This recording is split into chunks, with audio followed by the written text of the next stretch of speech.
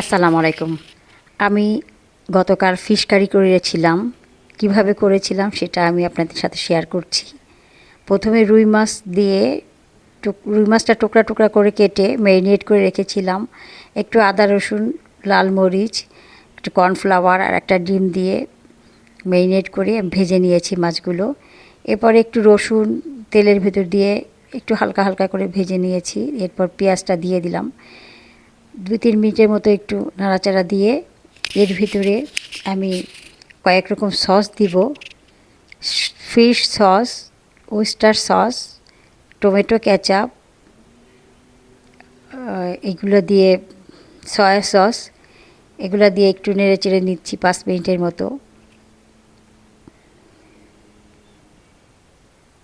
এরপর আমি ক্যাপসিকামটা দিয়ে দিব।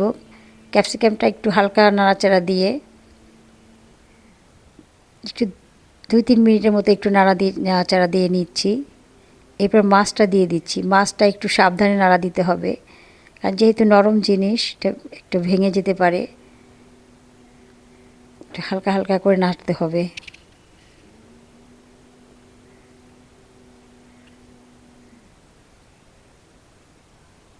এবার আমি কর্নফ্লাওয়ার গুলিয়ে রেখেছিলাম, কর্নফ্লাওয়ারটা দিয়ে দিলাম।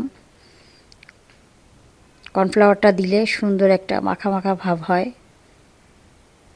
এই তো হয়ে গেল আমার ফিশ কারি। সবাই ভালো থাকবেন। আল্লাহ হাফেজ।